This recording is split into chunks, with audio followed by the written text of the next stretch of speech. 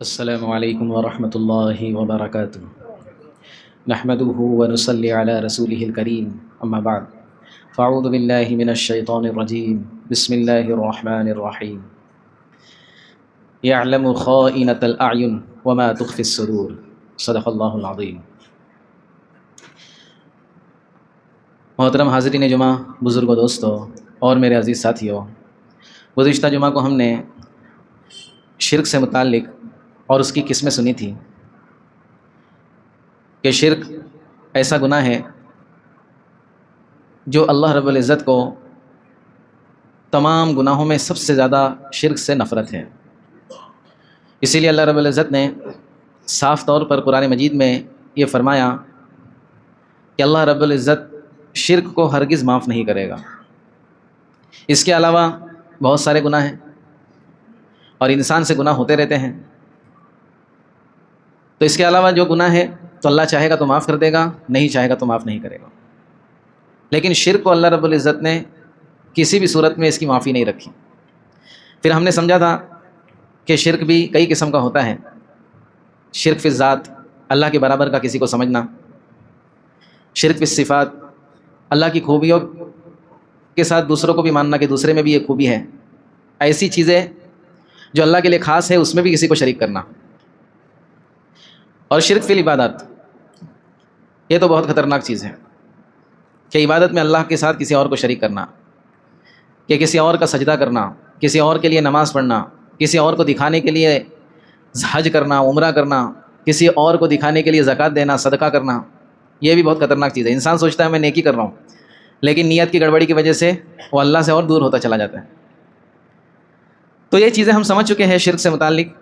آج ہم شرک کا جو اپوزٹ ہے، یعنی دنیا میں سب سے بڑا نیک کام جو اللہ کو سب سے زیادہ محبوب ہے۔ نیکی تو بہت سے ہیں، اچھے اچھے کام تو بہت سے ہیں، لیکن جو سب سے بڑا نیک کام ہے وہ ہے شرک کا اپوزٹ۔ وہ کیا ہے؟ توحید۔ توحید کس کو کہتے ہیں؟ عام زبان میں ہم سمجھیں گے دوستو، توحید کہتے ہیں اللہ کو اس کی ذات اور صفات میں تنہا، اکیلا ماننا، کہ اللہ اپنی ذات میں اکیلا ہے، اپنی صفات میں بھی وہ اکیلا ہے۔ اب میں کچھ ایسی باتیں بتاؤں گا جو شاید آپ میں سے بہت سارے لوگ پہلی بار سن رہے ہوں گے۔ توحید تو کسی نہ کسی درجے میں ہم جانتے ہیں، لیکن توحید اتنی بڑی نیکی کیوں ہے یہ میں بتاؤں گا۔ اور یہ اللہ ہی کے ساتھ خاص کیوں ہے؟ دیکھو دوستو، انسان کے اندر جو خوبیاں ہوتی ہے یا پھر کسی بھی چیز میں خوبی ہوتی ہے وہ اس کی اپنی ذاتی نہیں ہوتی۔ اگر کوئی شخص خوبصورت ہے، اس کا چہرہ بڑا حسین جمیل ہے، تو اس میں اس کا کوئی کمال نہیں ہے۔ اس نے اپلیکیشن نہیں دیا تھا اللہ تعالیٰ کو کہ مجھے پیدا کرے گا تو ایک دم گورا چٹا بنا کے پیدا کرنا، اس کا کوئی کمال نہیں ہے۔ کسی کے اندر طاقت ہے بہت زیادہ پیدائشی طور پر، تو اس میں اس کا کوئی کمال نہیں ہے۔ کسی کی آواز بہت اچھی ہے، اس میں اس کا کوئی کمال نہیں ہے۔ یہ سب ملی ہوئی چیزیں، کسی نے دیا ہے اس کو۔ لیکن اللہ رب العزت کی جو ذات ہے، اس کے اندر جتنے کمالات ہیں، اور کمالات بھی کیسے ہیں اللہ کے اندر، اللہ کی ذات، اللہ کے کمالات وراء الورا ہے، اس کی کوئی انتہا نہیں ہے، اس کی کوئی لمٹ نہیں ہے اللہ کی خوبیوں کی۔ اللہ کیسے پیدا کرنے والے ہیں؟ ہم دوستو تھوڑا دنیا کا جائزہ لیں گے، اللہ کیسا خالق ہے۔ سمندروں کے اندر اللہ رب العزت نے بے شمار مخلوقات بنائی ہیں، اور ان کے اندر خوبصورتی آپ دیکھیں گے دوستو۔ سمندروں کے اندر آج تو بہت آسان ہو گیا ہے، ہمارے ہاتھ میں موبائل ہے، ہم بھلتی بھلتی چیزیں دیکھتے ہیں، اللہ کی قدرت کو بھی ہم اس میں دیکھ سکتے ہیں۔ ایسی ایسی مچھلیاں اور ایسے ایسے رنگ کہ ہم کو یقین نہیں ہوگا کہ مچھلیوں کے اندر رنگ بھرا ہوا ہے، نقلی ہے۔ ایسا لگے گا یہ شاید نقلی ہے، کسی انسان نے بنایا ہے۔ تو اللہ رب العزت نے ایسا خالق ہے کہ پہلی بات تو اتنی مخلوقات بنائی کہ ہم کو پتہ بھی نہیں ہے۔ ایک عجیب حدیث سناتا ہوں آپ لوگوں کو۔ اللہ رب العزت نے سورج بنایا ہے، دنیا سے بہت زیادہ بڑا ہے۔ سائنسداں حضرات کہتے ہیں کہ اس دنیا سے 13 لاکھ گنا بڑا ہے، جو بھی کچھ ہے بڑا ہے۔ اور سورج کا کام یہ ہے کہ ہم کو گرمی پرووائڈ کرے، اجالا دے۔ یہ جو دن نکلا ہوا ہے، اللہ رب العزت نے سورج کو کام پر لگایا کہ دن تیرے ذریعے سے میں اجالا کروں گا دن میں. تو اتنا بڑا سورج ہے. روایت میں آتا ہے کہ روزانہ بڑے بڑے فرشتے 7 فرشتے مقرر ہیں اللہ کی طرف سے. اللہ کی طرف سے کتنے فرشتے مقرر ہیں؟ 7 فرشتے. بہت بڑے بڑے فرشتے ہیں وہ. یہ سورج میں روزانہ اللہ بہتر جانے کتنا مگر اس میں برف ڈالتے ہیں اس کو ٹھنڈا کرنے کے لیے. اگر یہ انتظام نہ ہوتا اللہ کی طرف سے تو سورج کی تپش اتنی زیادہ ہے, اللہ رب العزت نے اس کو اتنا گرم بنایا ہے کہ روایت میں آتا ہے کہ اگر یہ انتظام اللہ نہ کرتے, سورج کو اپنے حال پہ چھوڑ دیتے, تو سورج کی شعاع, سورج کی کرن, اس کی روشنی زمین کے جس حصے پر پڑتی اس کو فوراً جلا کر راکھ کر دیتی. تو دوستو اللہ کے ساتھ توحید اس لیے خاص ہے کہ اللہ رب العزت اپنی ذات میں بھی کسی کا محتاج نہیں ہے اور اس کی ذات کو کسی نے بنایا نہیں ہے. اس کے علاوہ جتنی ذاتیں ہیں, انسان کی ذات, جانور کی ذات, پہاڑ کی ذات, یہ سب بنایا ہوا ہے. کس نے بنایا؟ اللہ نے بنایا. اللہ کو کسی نے نہیں بنایا. اس لیے توحید اللہ کے ساتھ خاص ہے.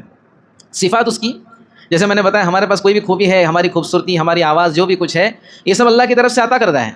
اس میں ہمارا کوئی کمال نہیں ہے. لیکن اللہ کی جو صفات ہے اس کو کسی نے عطا نہیں کی, اس کی ذاتی صفات ہے اور اعلیٰ درجے کی صفات ہے. سننے کے اعتبار سے اللہ رب العزت کو ہم کو فون کی ضرورت پڑتی ہے. اگر دور کی بات سننی ہے تب یہ مائک کا انتظام لگایا ہوا, اوپر تک آواز ہماری نہیں جا سکتی اور اوپر والے ہماری آواز نہیں سن سکتے جب تک کہ کسی چیز کا سہارا نہ لیا جائے. لیکن اللہ رب العزت کو کسی سہارے کی ضرورت نہیں ہے. اچھا, اللہ رب العزت تو ہمارے بولنے کی بھی محتاج نہیں کہ ہم بولیں گے تب اللہ سنیں گے. اسی لیے جو میں نے شروع میں آیت تلاوت کی, یعلم خائنۃ الاعین وما تخفی الصدور, تمہارے بولنے کی بھی ضرورت نہیں, تمہارے دل میں کیا چل رہا ہے وہ بھی اللہ کو معلوم ہے. اور صرف تمہارا نہیں یا میرا نہیں, دنیا میں جتنے انسان ہیں 800 کروڑ انسان, اور ایسا نہیں کہ اللہ رب العزت کو الگ الگ وقت نکالنا پڑے گا, ہاں اس کے دل میں کیا چل رہا ہے پہلے دیکھتا ہوں. بیک وقت, ایک ہی وقت میں اللہ رب العزت تمام لوگوں کے دلوں کی باتوں کو جانتے ہیں. اور ہم کیسے محتاج ہیں؟ اگر ایک آدمی یہاں بیٹھا ہو میرے پاس اور دوسرا آدمی یہاں بیٹھا ہو اور دونوں الگ الگ ٹاپک پہ بات کر رہے ہو اور مجھے کچھ کہہ رہے ہو, تو میں ایک کو کہوں گا بھائی تو چپ بیٹھ جا ذرا اس کی سننے دے, یا پھر کہوں گا بھائی تو چپ بیٹھ جا اس کی سننے دے. اگر دونوں آدمی میرے کان میں باتیں کر رہے ہیں تو میں ایک کی بھی بات سمجھ نہیں پاؤں گا. محتاج ہوں میں, انسان محتاج ہے.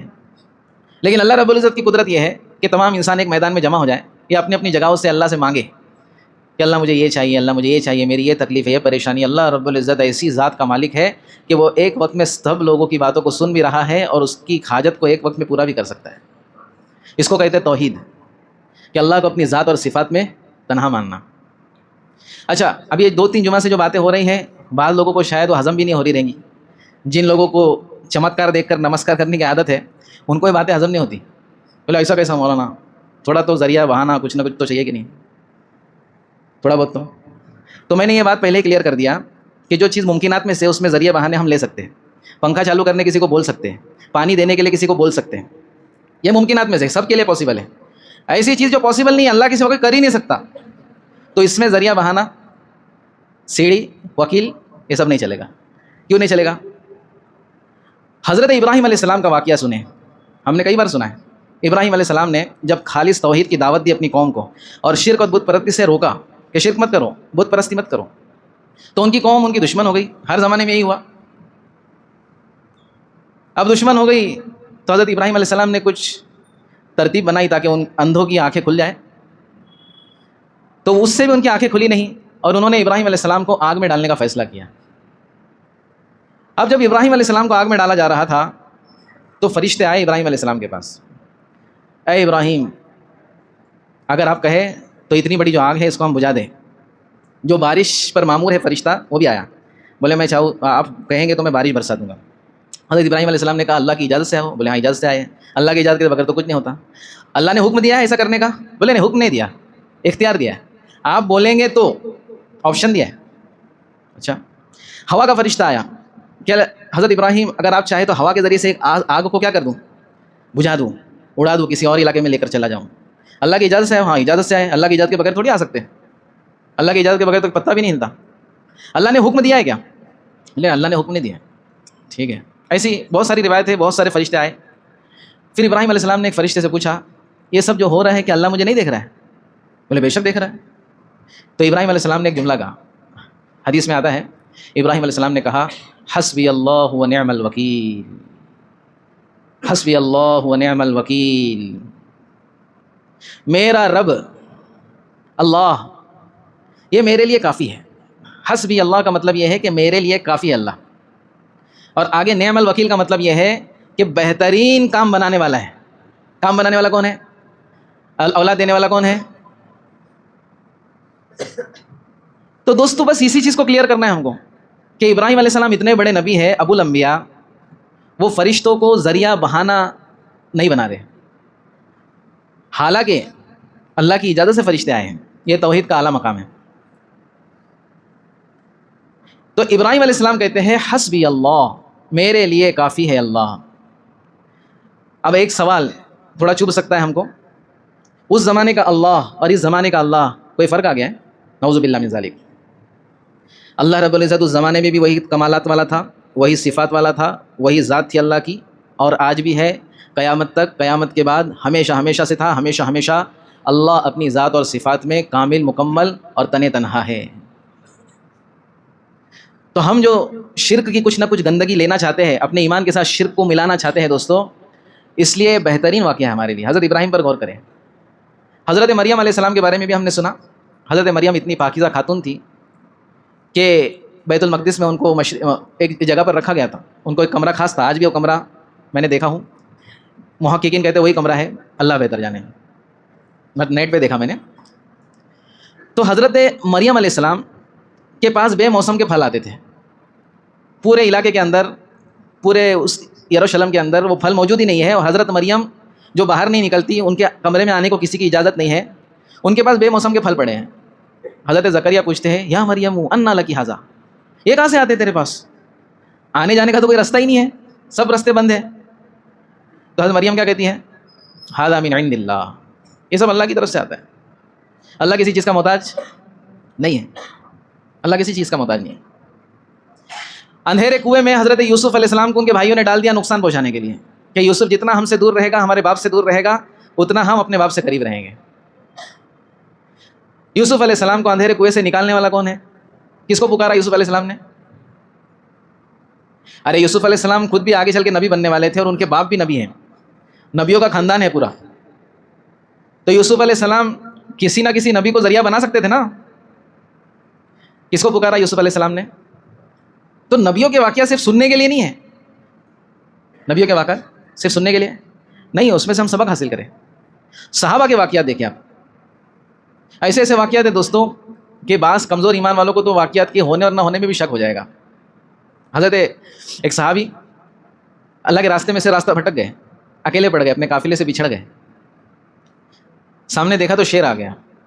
یہ کوئی لال کتاب کا واقعہ نہیں ہے، یہ اوتھینٹک حدیث ہے. انشاءاللہ آئندہ جمعہ کو بتا بھی دوں گا، میرے ذہن میں نہیں ہے کس کو کیا نمبر ہے اور کس کتاب میں ہے، لیکن اوتھینٹک ہے، مدلل ہے. شیر نظر آ گیا. اب ہم کو شیر نظر آئے گا تو ہم کیا کریں گے؟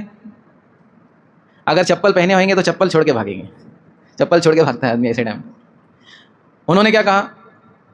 جیسے شیر سامنے آیا تو انہوں نے اپنے دل پر دھیان دیا، کیونکہ ایمان دل میں ہوتا ہے. ہم سب انسان ہیں، لیکن دل میں کیا چل رہا ہے اس پہ ڈیپینڈ کرتا ہے کہ یہ بھی اللہ کی مخلوق ہے. اس کو کس نے پیدا کیا؟ شیر کو اللہ نے پیدا کیا.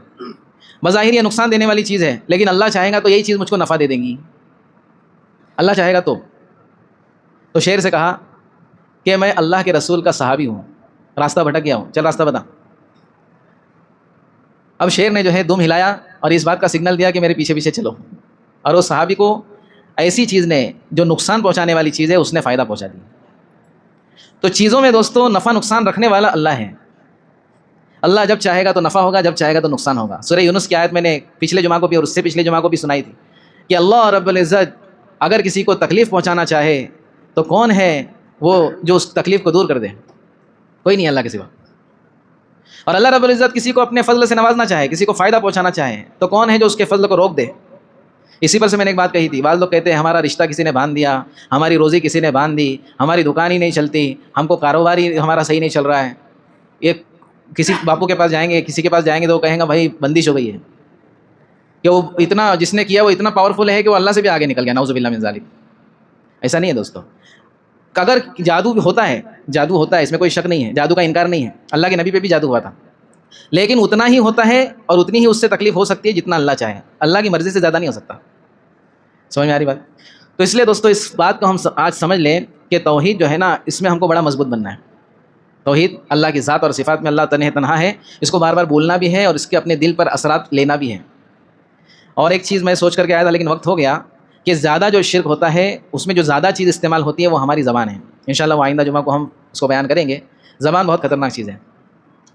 اللہ کے نبی صلی اللہ علیہ وسلم نے ایک حدیث میں ارشاد فرمایا، وہ سن کر بات ختم کرتے ہیں، کہ بعض جملے انسان اپنی زبان سے ایسے نکالتا ہے جس کو وہ زیادہ اہمیت نہیں دیتا، بول دیتا ہے، بس غفلت میں ایسی بول دیتا ہے، لیکن اللہ کے نزدیک وہ جملے اتنے خطرناک ہوتے ہیں، اللہ کو ان سے اتنی نفرت ہوتی ہے۔ اللہ کے نبی صلی اللہ علیہ وسلم نے ارشاد فرمایا کہ وہ جو جملے ہوتے ہیں ان کی نحوست اور ان کی نفرت کی وجہ سے اللہ رب العزت اس بات کے ادا کرنے والے کو جہنم میں پہنچا دیتے ہیں، وہ بات کی وجہ سے، اور اتنا دور جہنم میں پھینک دیتے ہیں کہ جتنا کہ مشرق سے مغرب دور ہے، ایسٹ سے ویسٹ جتنا دور ہے اتنا دور جہنم میں اس کو پھینک دیا جاتا ہے چند جملوں کی وجہ سے۔ کیوں؟ کیونکہ اس جملوں کے اندر کبھی شرک ہوتا ہے، کبھی کسی کی دل آزاری ہوتی ہے، کبھی کسی کی تحقیر ہوتی ہے۔ انشاءاللہ وہ آئندہ جمعہ کو ہم سمجھیں گے۔ اللہ رب العزت ہم سب کو توحید مکمل طور پر حاصل کرنے والا بنائے اور شرک سے ہماری حفاظت فرمائے۔